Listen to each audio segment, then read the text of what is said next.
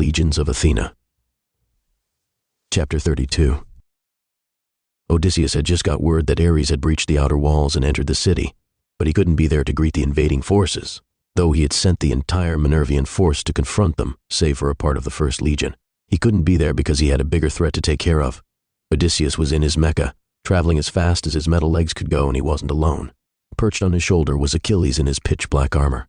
He had already summoned his terra shield as well, and Odysseus had no doubt he would be needing it.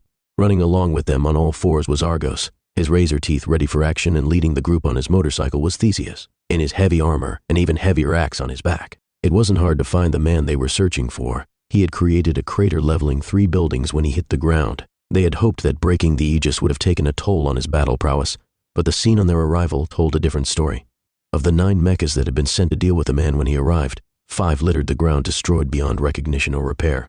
The remaining 4, including the one driven by Elisha, were on the defensive from the man with the giant club. 2 of the mechas had pulled back and were firing high-caliber rounds at the Olympian champion, which did not even make him flinch, while Elisha and another charged at him together. He went for the other one first.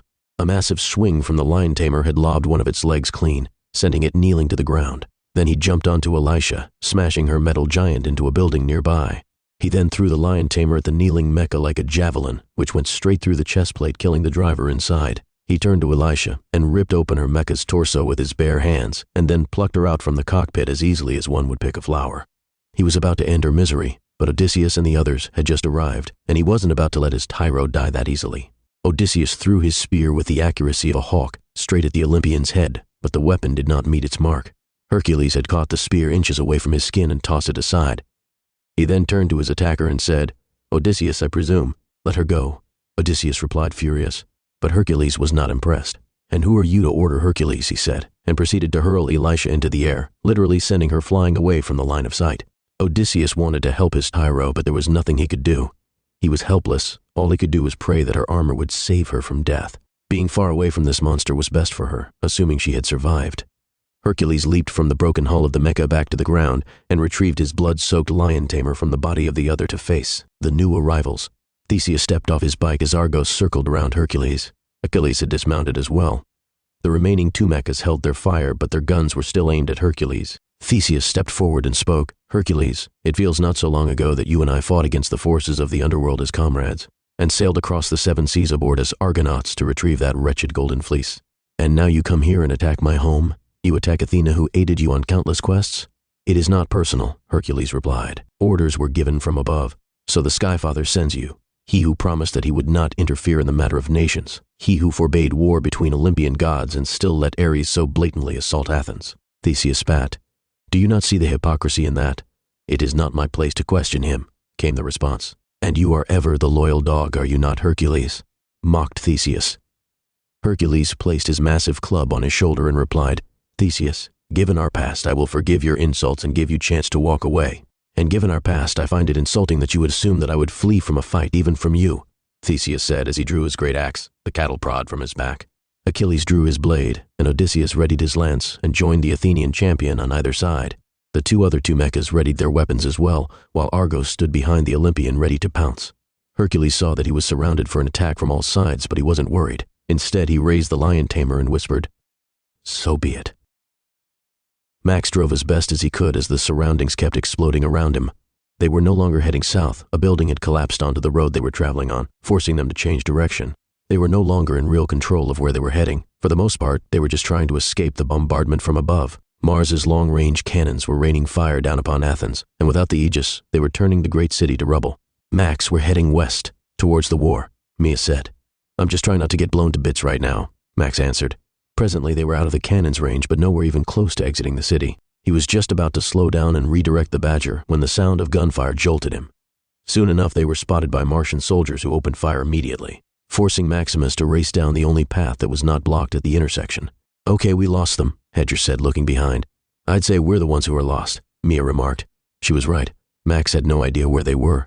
He had brought the Badger to a slow crawl so as not to alert any more soldiers nearby. Looking at the surroundings, he guessed, "I think we're somewhere in the entertainment sector."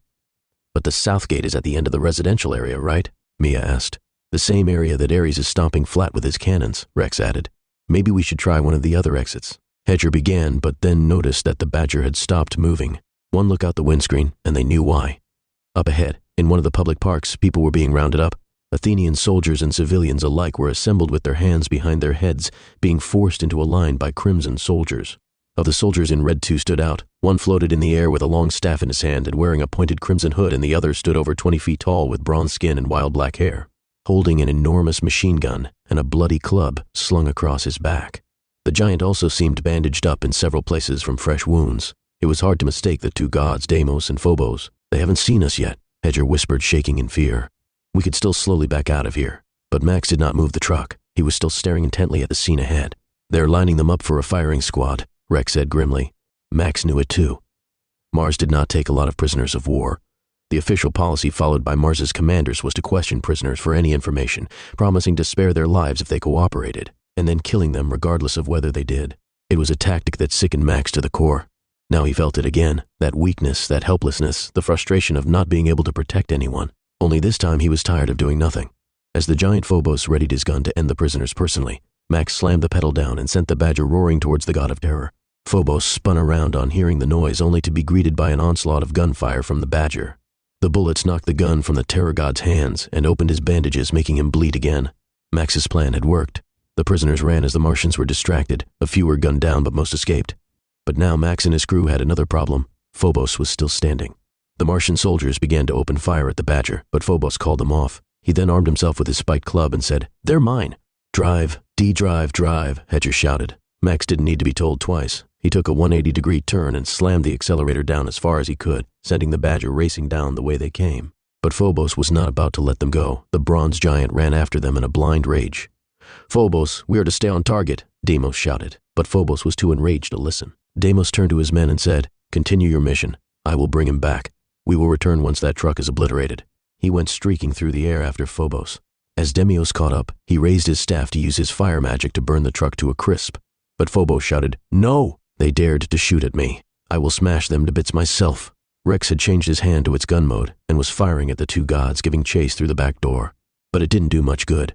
What was even less helpful was Hedger screaming, "We're all going to die," every few seconds. Mia sat in the passenger seat, trying to help Max navigate through the war-torn streets. But it was no good. The two gods were gaining on them fast. It would take a miracle for them to get out of this alive. Then they saw him.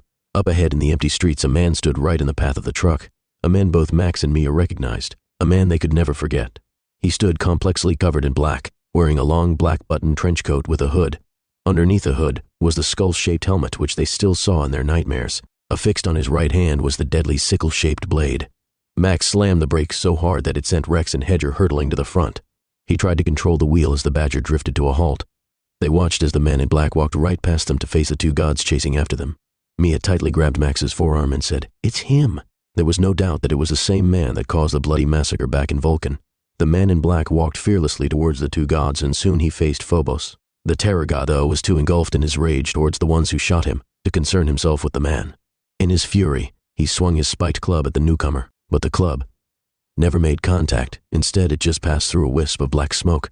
And just like that, the man in black stood behind Phobos. "Phobos, forget the truck," Deimos advised. "We have more pressing matters." Phobos turned around to spot the man in black again, while Deimos landed behind the man to surround him from opposite sides. Teleportation magic, not a skill easy to master. "I didn't know Athena had such mages under her wings," Deimos said. The man in black did not reply. "Nothing to say?" Deimos mocked. "Just as well. You will be dead soon enough." Then he attacked. Flames erupted from the tip of his staff, covering anything in front. But the man disappeared again, this time to the left of Phobos. The terror god swung his weapon on spotting him, but the man kept teleporting away from both their attacks. Maximus and the others were watching the fight unfold from within the truck, too scared to make a move.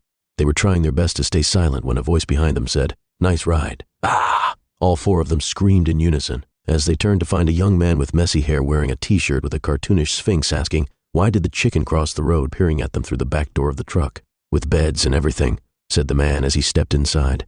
"Do you guys go camping in Tethys?" No one answered him, but Rex did react by pointing his gun at him. "A gun? That's cute," said the man.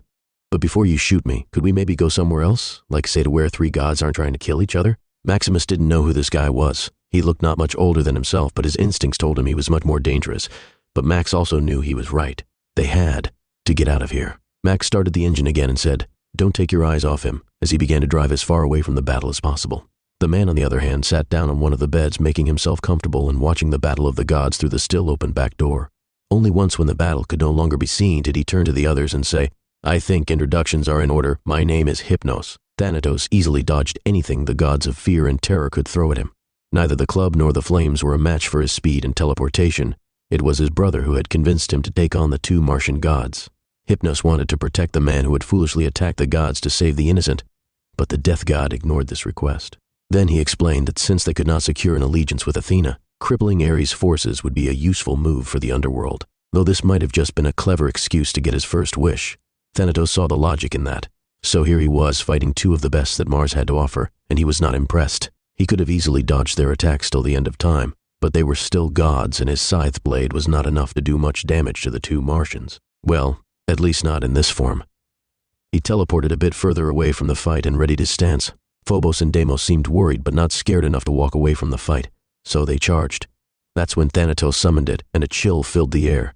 His scythe blade began to transform, growing larger in size. Its handle dug into his forearm, tapping directly into his godly power and feeding the scythe. The blade emitted wisps of black energy now, and a large closed eye appeared where the blade met his arm. He had summoned the scythe blade's awakened form. Suicide. "It looks like he's pulled out suicide," Hypnos said. They had just parked the Badger in an abandoned garage and stepped out to stretch their legs and to plan their next move. They had introduced themselves on the way, but hadn't spoken a word after, until now. "What?" Max asked. "The guy you saw before, his blade can take different forms. The one you saw is called Homicide, and it looks like he just upgraded it to Suicide. Those Martians must be tougher than they looked. By the way, do you guys have something to eat?" "I'm fresh out of poppy seeds," Hypnos said. Maximus understood what he said, but he didn't care about that. Rex was even less impressed. "Why don't you start by answering some of our questions first?" he said. "Like what?" Hypnos asked. "Like who the heck is that murderous psychopath in black?" Mia asked. "That's my brother," said Hypnos. "Oh, sorry," Mia said nervously. No, murderous psychopath sums him up nicely. But I think I have a better answer to your question. His name is Thanatos, leader of the 5 capo regimes of Don Hades and god of death." Maximus wasn't surprised by this. Hephaestus had mentioned this would be the case back in Vulcan, but this was the first Rex was hearing about it, and he panicked. He raised his gun at Hypnos and said, "Then you're a goddamn underworld spawn." Hypnos sighed.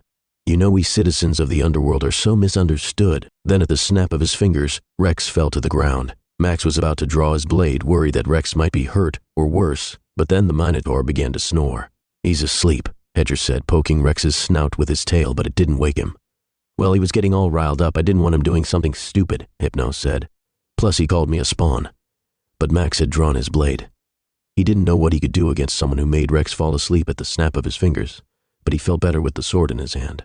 "That's a fancy sword, kid, but you might be a bit out of your league," Hypnos continued. "I'm a capo myself, and the god of sleep." Then he went over to Rex and tossed him into the truck like he weighed nothing, saying, "Can't have him sleeping on the floor."